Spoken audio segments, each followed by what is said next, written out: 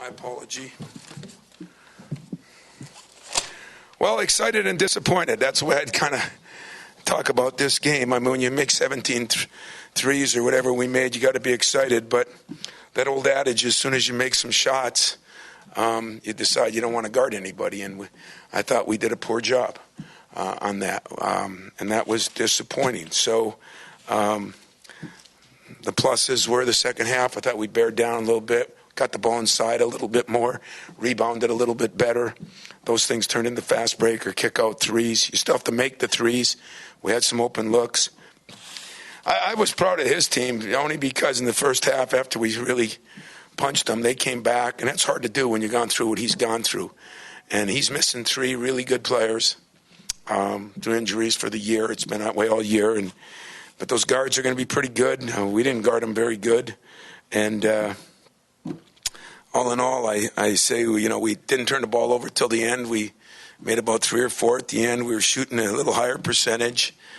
And so those kind of things, when you have team goals, bother me. But out-rebounding the way we did was a plus, and making those shots 2 games in a row. So this week we won't work on shooting. We'll work on trying to guard somebody again. So questions? Tom, you kind of touched upon that. Coming off of 2 games where you made 16 threes and 17 threes, what do you focus on in the next 6 days that you have off? Well, some of those guys that shot threes didn't guard anybody, to be honest with you. And I'm not reverting back to that because I had some of that last year. So we're going to focus in big time this week on how to guard some people, stop the dribble drive, but contest threes and the things that I just think we got a little sloppy. I understand some of it, but I don't understand it. And I give Denzel Valentine credit. I've been on him about a player-coach team, and he saved me today because I didn't have to do much work in those huddles. He got after some people, and it was good. And he did what he needed to do. He didn't like what he saw either. And you get to the back 9, as Gus Kanakis would call it. You got 8 games left now. The job is to be getting better in each thing each day. And I thought we took some strides, but it was consistency, We consistently didn't have any balance between inside and outside. We've been going inside a lot over those games, and now the last 3-4 games we're not throwing it in.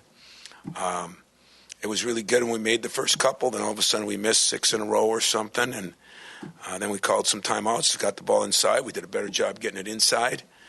I scored a little bit more, and then those kick-out threes were a little easier to shoot. And then we got to get some consistency between offense and defense because most shooters don't guard many people. This year I thought we changed that a little bit, and a couple guys that have been guarding better took a siesta today, so we'll have to work on that.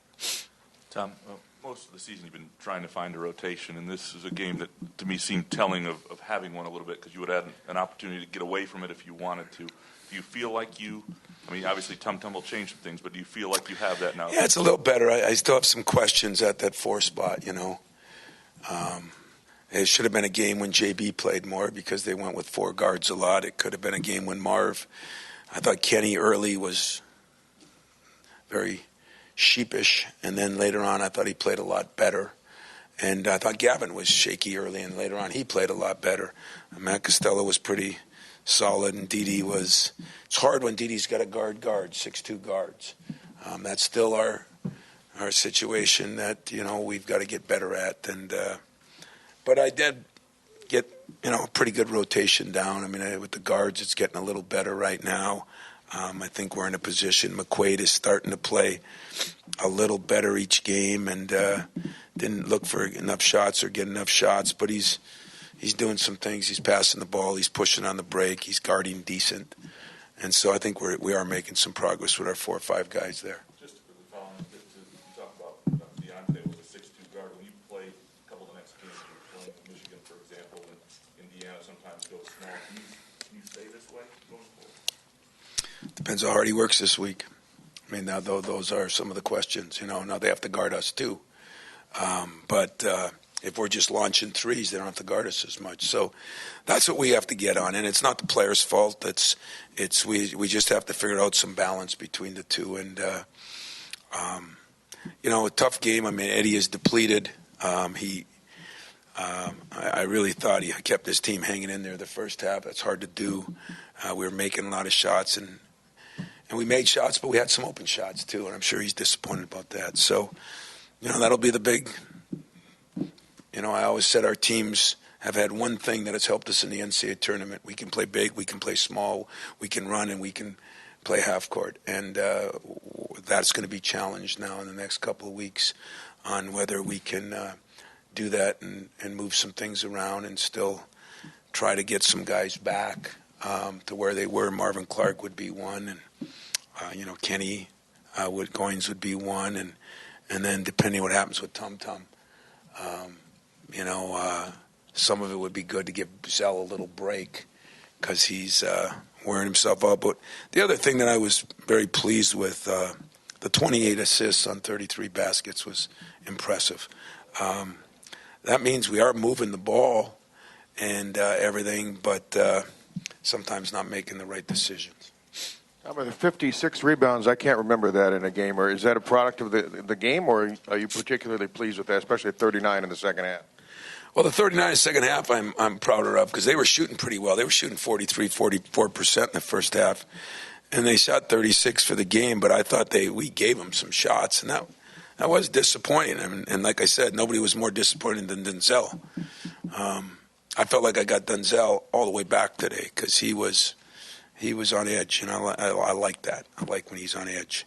So, they missed some shots the second half. What did they shoot? 32%. Still got up a lot of shots. That's part of it. Although they didn't miss many free throws. Usually you get rebounds off free throws.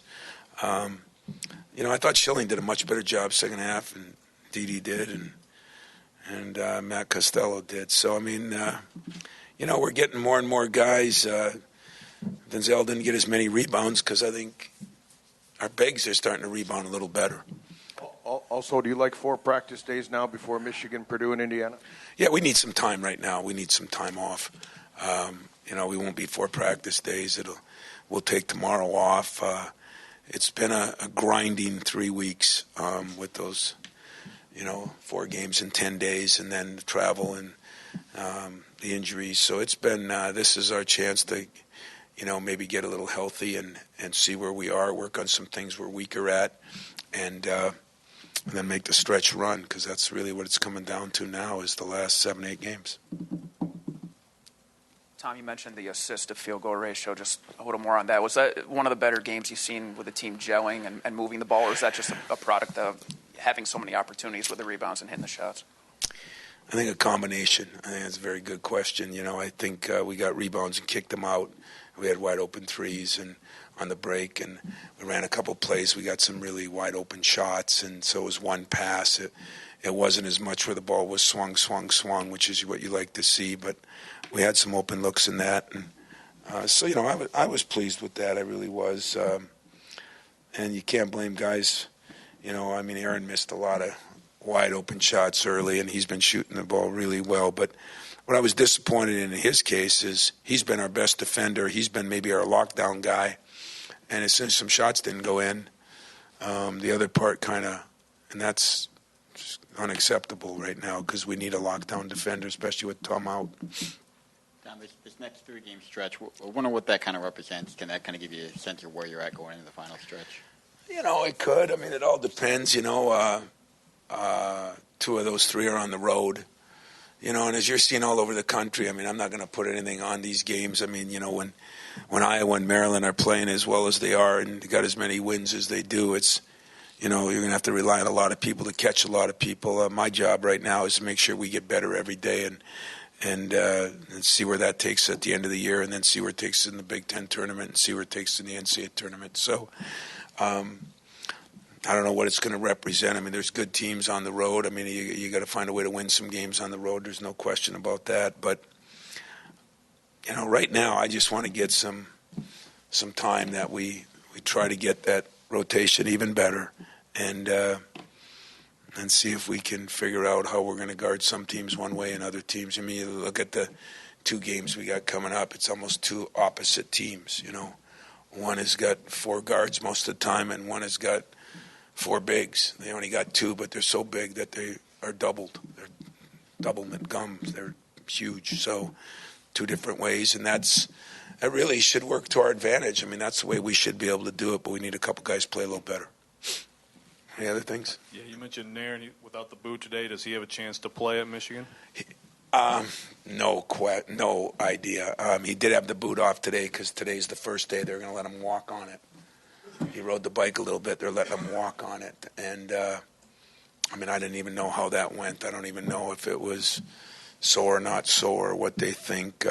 Today and tomorrow he was scheduled to do something after the 2.5 weeks, whatever he's been off. So, maybe by Tuesday or Wednesday I'll have a clue whether he's – the scary part for me is if it's not, it could be another 3-4 weeks. It's one of those. It's either going to be one way or the other. Tom, throughout the years, you mentioned that the days off are what much needed for you guys. Can you remember a team that's had having to overcome as many injuries with Denzel, with Matt with the foot, and Tum? Well, other teams have injuries. I mean, but ours, like I was talking to Eddie before the game, when you got guys out for the year or out for an extended period of time, it's actually easier.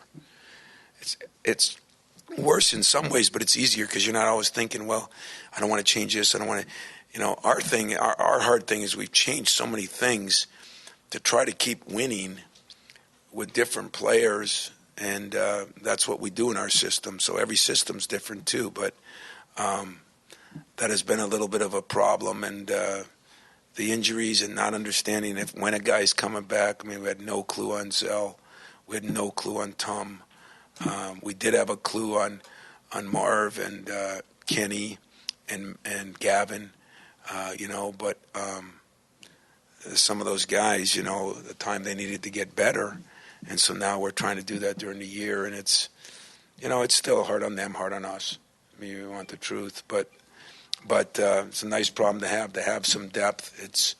It's not as comforting to know exactly what your depth is going to give you.